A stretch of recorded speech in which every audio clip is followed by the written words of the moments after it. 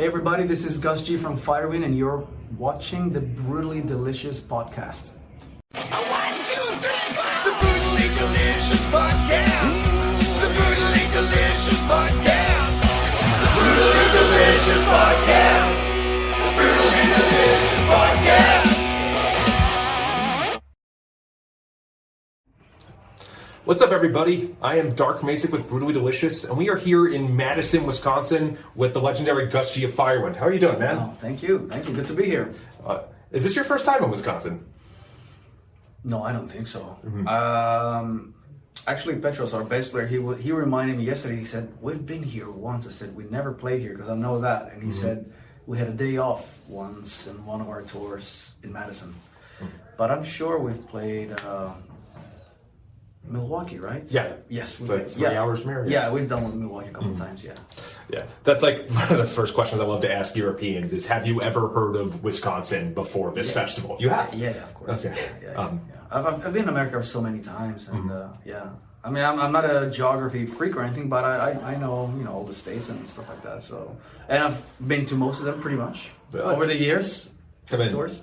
That's awesome. That's awesome. Sometimes it's like, with this genre specifically, it's very European centric. Like, yes. I mean, I know like the location is probably not like the hottest market like Wisconsin, but do a lot of bands pass through here?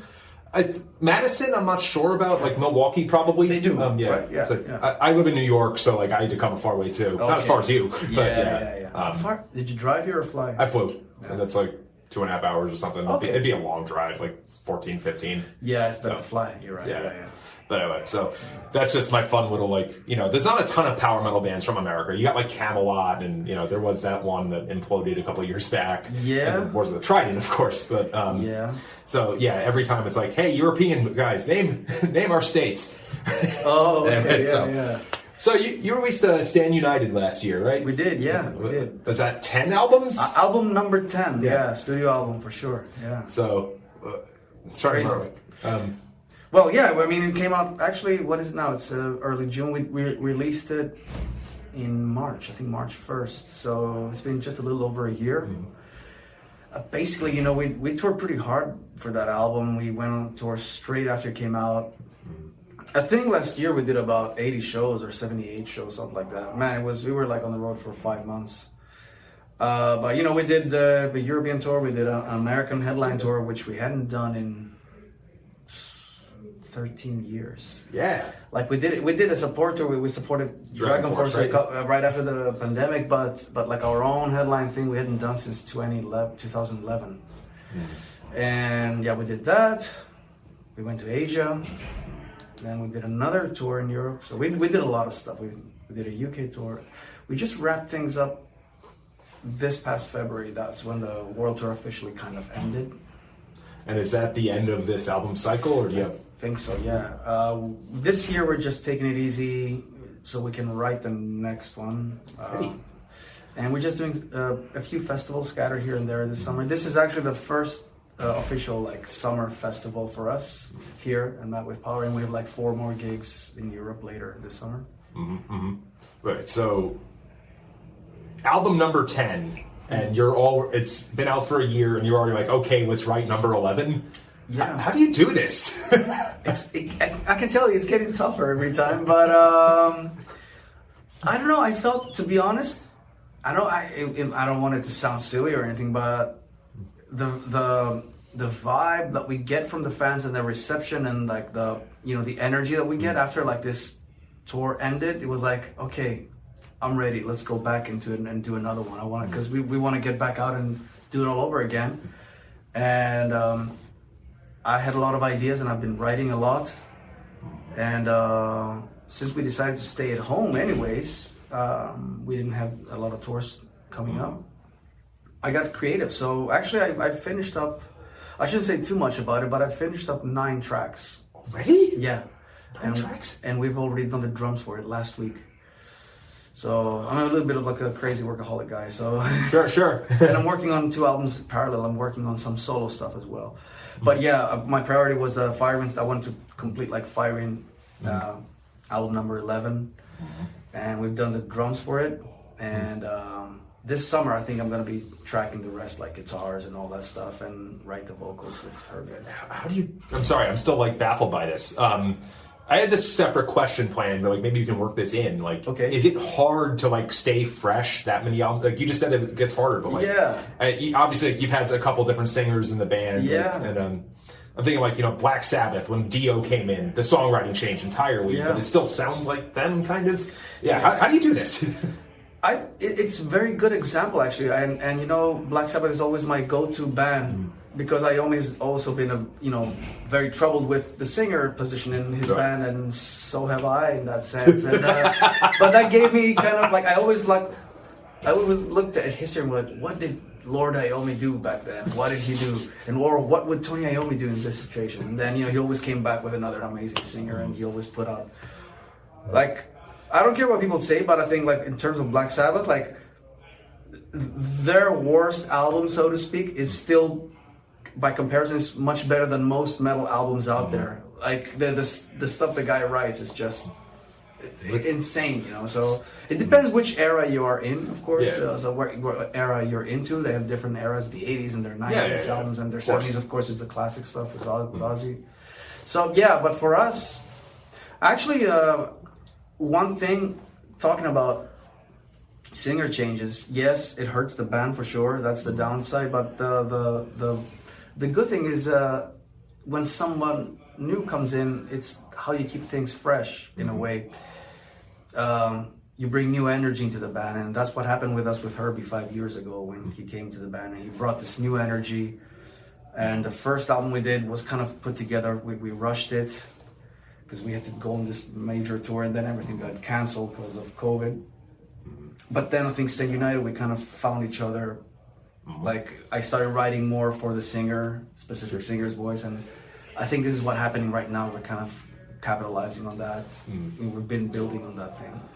So when you talk about like writing for the singer, like the main thing I've heard of in the past is like maybe you change some keys. I know that like, you know, some people might, you know, go up if it's a really high pitched guy, or like, I don't know, like Motley Crue, I think they changed tunings for John Corabi.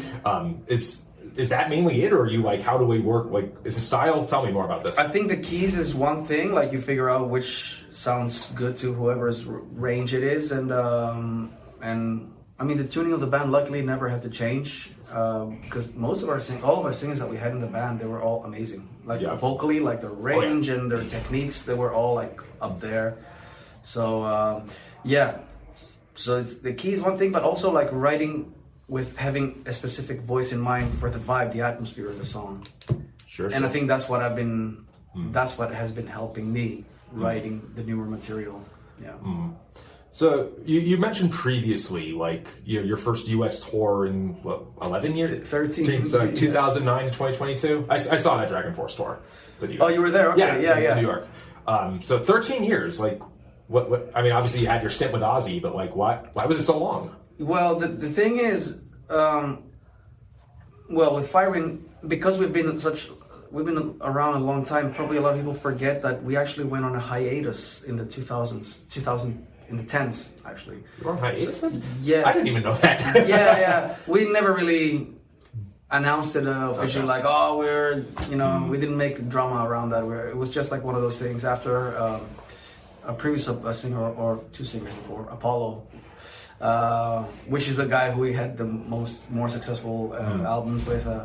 After he quit, we did like a tour with, we had like a stand-in singer who toured with us, and then that didn't work out, and at that point we said, okay, let's leave it alone for a while. And that's when I launched my solo project, and I went out and did that for a few years. So yeah, I think that's why we didn't come here. We didn't play at all for about 3 or 4 years. And then at the end of 2016, we decided to get together again and play a few festivals to see if we were getting along. And we had a new singer from Germany, Henning Basse. And it felt good again. And then we went back in 2017, we came back basically. And then that singer left. And then Herbie came in, and then COVID came. So it's been a bit, you know, a few ups and downs, you know, like if you think about it, the last 10 years, that that's the reason why we stayed away from America, really. And we kind of, whenever we were active, we were mainly active in Europe, which is closer, obviously. Yeah, and like it sounds like that's where more of the money is anyway for metal tours or festivals anyway. Am I wrong? For festivals, yeah, for sure. And it's just, I mean, it's always been good. Like even when we've done tours here, money-wise, it was okay. The thing is here that's for a European band, the starting costs for a tour here are much bigger because the flights are 5 times more expensive. You know, like to go anywhere to fly in Europe, you need like let's say $200. Here, to fly here, it's like at least $1,000. Right. And if you want to fly in gear, crew people, the visas are also a big hurdle for a lot of the bands. The visa costs. So it's like, you know, before you say hello, I'm here, you need like $20,000 to $25,000 before you step your foot here and say, hey, we're here. Let's play a show. Right. So for like this like mid-sized kind of club level touring, you know, that's a lot of money. So you have to invest a lot of money, and then a lot of bands I know they don't have that, or they cannot upfront it, and with the visas getting currently harder and all that. I was going to ask about that. Yeah, we never had any problems actually because we've been doing visas for so long. So we never had any issues with that, and we had our visas already from last year. Oh yeah, with Mortal Guardian and Edge of Paradise. Right? Yeah, on that tour, and our visas are good for 3 years. So I think I think it makes sense to come back next year because we still have visas valid. Okay, so can we expect to see a Firewind US tour next year? I want to, for sure. Okay, well, we really want to. We want to have a new album out, and we want to do another tour next year. Yeah, you weren't kidding when you said you were a workaholic. I am telling you, it's the truth. The album is underway, and we're gonna do the tour. I mean, it's not booked or anything, but this is the plan. So, yeah. Sure. Yeah. I mean, that's good to hear that like you have an easy time with the visas. I don't know if you're aware of like what's going on with this festival, with Power. Like they had a lot of visa trouble, unfortunately. Yeah. I think with like now you've toured the U.S. before. I think at that point they're like, yeah, sure, you can come back. I think a lot of it depends on your history as well, and I don't think that from what I heard, the bands that it's not that anybody got denied the visa. It was like the timing was it was like running out of time to get the visas, which. That is a part of the process. I mean, I'm no official to talk about these things, but like having the experience of doing it for 20 years, it's a process. Sure. And yeah, like as Ty has said, like you have to upfront all these costs, like I don't know, 8-10 grand, whatever it is. Yeah. And then you have to send in your passport, and then you just wait for a few days, and then they'll tell you when you get your passport back. And I've heard cases where people are getting their passports back like in a couple of days, and they're good to go. And I've heard cases where they're holding them, and they're like, we need you to come back for a second interview at the embassies. If you're like more like you know, if this is gonna be like your first time, say, and they don't know any more info on your background and stuff. But I'm no official, and I shouldn't be talking too much about that stuff but this is just like from experience, basically, because it's different for every artist, I guess. And I've heard also stories that people don't get approved their petitions either because they've never been here. Yeah. And they don't have enough. Don't have sufficient. Renown is the word. Huh? Is the word like great renown? Yeah. They don't have enough like publicity to provide to prove that they are like an established enough name to come here and work. I don't know. It's crazy stuff, isn't it? But yeah. And I mean, it's just weird for me. So, if I'm not mistaken, I'm trying to like get my years straight here. You formed Firewind when you were like 18 or something. So 1998. Yeah. You're coming up in Boston. In Boston, right? Because you go to Berkeley. Yeah. Okay. Yeah. You're coming up on 30 years. Yeah, I want to think about it a bit less because the first album came out in 2002. Like in discography, we're like 23 years old. But as an inception of the band, I would say probably over 25. Well, so I'm like, is there a plan for a 30th anniversary celebration, or I don't know, 25 in the first album? We did actually celebrate 20 years of the band a few years ago in 2022. We did like a couple of anniversary shows back home, and we filmed it, and we released like a live album and DVD Blu-ray, sorry. Does anybody watch these things anymore? But yeah. Netflix. Yeah. No, YouTube, whatever. Yeah, but we put it out actually, and it's a nice collectible thing, and we put a bunch of the videos up on our YouTube channel. So yeah, we did that. So I don't think we're gonna do anything for 25th, you know, that soon. Maybe if we make it to become 30 years old as a band, then yeah. Well, that's only 3 more years, right? You're talking like when you first found it. Okay, yeah. I have to think about it, actually. I have to think about it because I think we're getting up there into that, age where the anniversaries are coming in and oh my God, yeah, all those. I hear you. Play only that album from start to finish and those, basically what Iron Maiden is doing. Yeah. I think the first time I caught you, and I think it was like 2005, you did like a Guitar World Bet You Can't Play This. Oh, yeah. Sorry. Back in the day. I was like 5? 12? No, Okay. I'm not that young. But I was like, so for me, this is like a 20th anniversary source. I think that was 2005. 2005, that was first time. I remember those. That was the year they started coming up with that Bet You Can't Play This. Was that year? Yeah, I think. I think that's what I remember, and it was kind of silly. When they asked me, I was like, "No." I was like super happy to be featured in Guitar World, of course. It was a dream come true. But then I was like, "Why? Like, why should I say that to anybody? Like, I bet you can't play this." But I guess that was what triggered people to watch them. Put another way, like when you were announced as Ozzy's guitar player, I was like, I remember that guy. Yeah. I think I already had is it Premonition? Premonition, I had that album. Yeah, it would already come down. But yeah, so fun stuff, I guess. Speaking of like old pastimes, I hope this isn't too touchy. Dream Evil was on this bill. Yes, I saw those guys this morning at the hotel, at the breakfast at the hotel. Yeah. And I hadn't seen them in 20 years. Really? Yes. So, but like, are things good there? Or? Yeah. I gave everybody a hug, and we just talked about. We started asking each other, "How old are you now? How old are you?" So, yeah, it was like a nice little reunion, you know. It's like seeing old friends from high school in a way, you know. But yeah. Any plans to get up there and play Chasing the Dragon with them? Oh God! No, we didn't talk that much stuff. Man. Yeah.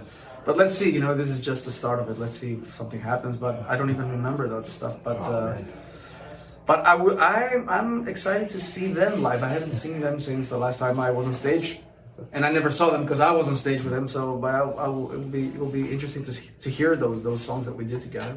Oh yeah.